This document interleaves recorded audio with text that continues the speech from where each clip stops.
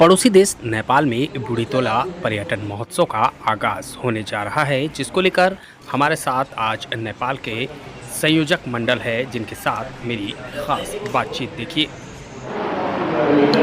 गर्मी से बेहाल चलो बुढ़ीतोला नेपाल, एक ऐसा आयोजक मंडल जो हमारे लखीमपुर खीरी जिले के इंडो नेपाल बॉर्डर से सटे पलिया क्षेत्र में पहुंचा है, जहां पर उन्होंने एक प्रेस वार्ता की है और प्रेस वार्ता के दौरान एक जानकारी दी है।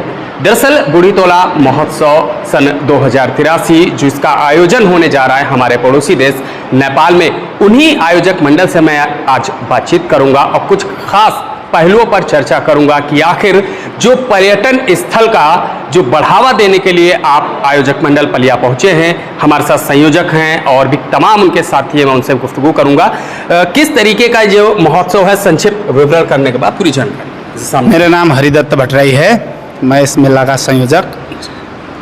विक्रम संवत 2083 1 महीना 17 गते से 1 महीना 23 तक जो चल रहा है, यहाँ का अप्रैल 30 से मई 6 तक इस मेले के आयोजना में आपको सभी को हम हार्दिक स्वागत भी करना चाहते हैं। इस मेले में हमारे वहाँ के प्राकृतिक मनोरम दृश्य को आप ले सकते हैं, वहाँ जाके आनंदित हो सकते हैं।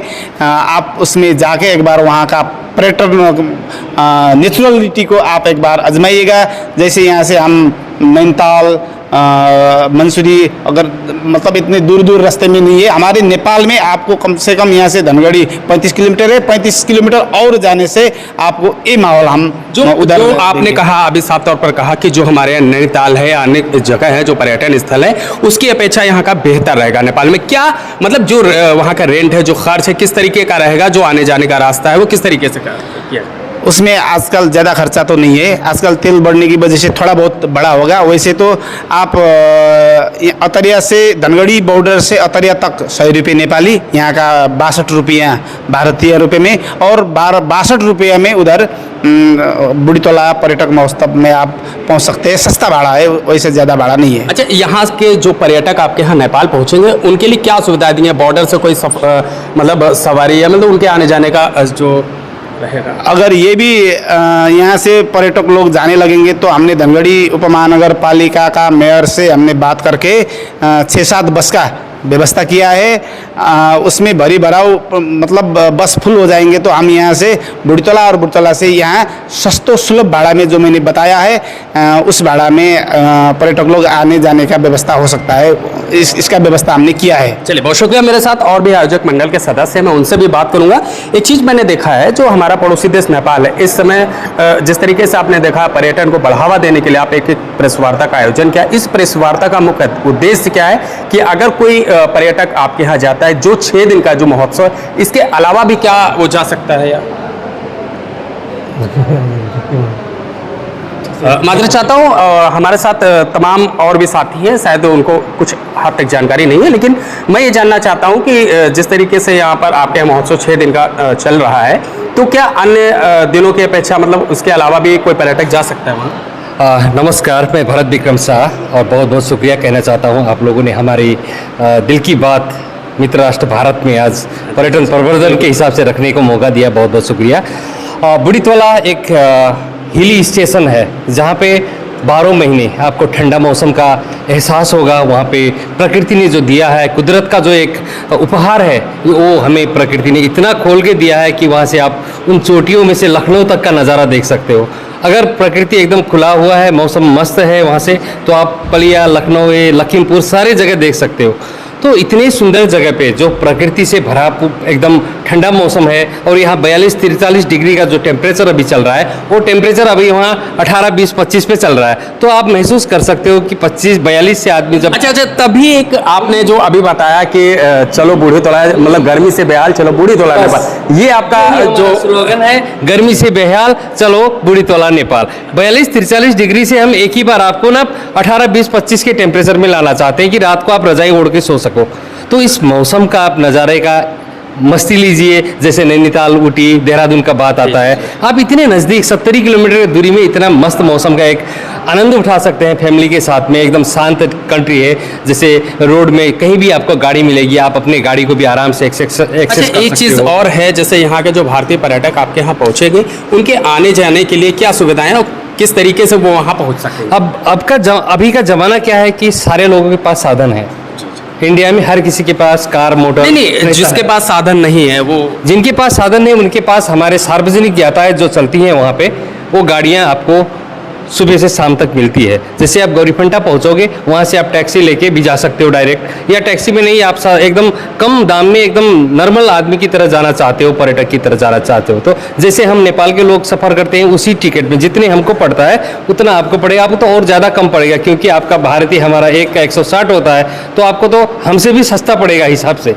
तो आप आराम से सार्वजनिक यातायात में बुढ़ीतोला जा सकते हो। अच्छा, जो नेपाल बॉर्डर पर तमाम प्रकार की जो समस्याएं होती हैं, लोगों को जाने के लिए 10 बार चेकिंग करना पड़ता है, और भी जो वाहन उनकी भी चेकिंग होती है, उसके लिए क्या कहेंगे? मतलब किस तरीके? वाहन ऐसा होता है, किसी भी दूसरी कंट्री में जगह अगर आप जाओगे तो वहाँ चेकिंग होना मतलब आपको सुरक्षा देना है।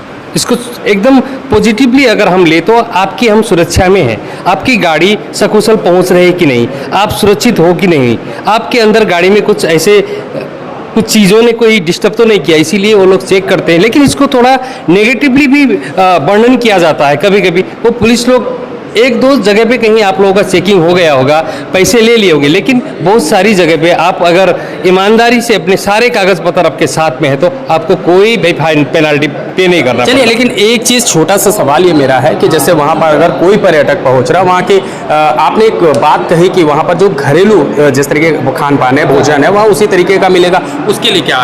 वहाँ पे हमने अगर कोई ऑर्गेनिक चीज़ों में पसंद है, ऑर्गेनिक एक पुराने ज़माने की तरफ से घर में बैठ के एकदम घर में लकड़ी से बना हुए उसमें ना वो आग से बनी हुई खाना, ऐसा भी कोई खाना चाहे ऑर्गेनिक, जो एकदम देहाती स्वाद जो लेना चाहता है, वो खाने का लुत्फ़ उठाना चाहता है, उनके लिए हमने होम स्टे का भी व्यवस्था किया हुआ है। अगर सामान्य रूप में अभी मोमो, चाउमीन वगैरह जो इंडियन नेपाली चाइनीज़ जो खाने हैं, वो तो नॉर्मली आप आराम से जैसे रेस्टोरेंट में बैठ के खा सकते हो। अगर आपको ऑर्गेनिक खाना खाना है, अगर गाँव में जाना है, गांव के घर में बैठ के वहां का लुत्फ उठाना है, तो वो हमने एक्स्ट्रा रखा हुआ है, अगर आपको पसंद है तो।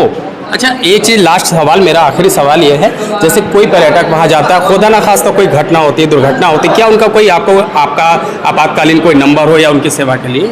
अभी ऐसा है, नेपाल से आप 100 नंबर में कॉल करके पुलिस को डायरेक्ट कॉल कर सकते हैं, अपडेट कर सकते हैं। और इस महोत्सव के दौरान हम सारे लोगों को अनुरोध करना चाहते हैं, हमें हर जगह पे, हर कोने में, हर नुक्कड़ में आपको नेपाल प्रहरी का भी साथ मिलेगा। वो लोग रहेंगे, आप डायरेक्ट उनसे बात कर सकते हो, अपनी समस्याएं रख सकते हो। हमारे आयोजक टीम है, वो भी आप लोगों को सहजीकरण करेंगे। होटल में जब जाएंगे तो होटल के लोग भी आपको बहुत सारी जानकारी देंगे। तो इस माहौल का आप लुत्फ़ उठाइए, और बाकी टाइम में भी अगर नेपाल आना चाहते हो तो नेपाल के लोग बहुत अच्छे हैं। अगर आप आराम से किसी से बात करो, जैसे हमें इंडिया में कोई कुछ नहीं होता, हम किसी से भैया बहन करके बात करके कुछ भी चीज़ पूछ सकते हैं। आप भी नेपाल में जाओगे तो आराम से आप पूछो। बहुत अच्छी बात है। ये होता है मित्र, पड़ोसी देश मित्र जो राष्ट्र हमारा नेपाल है, उसके एक भावात्मक जो बातें बता रहे थे कि वाकई अगर हम किसी देश में जाते हैं तो वहाँ के साथ आप जैसा व्यवहार करेंगे वैसा ही व्यवहार आपको मिलेगा।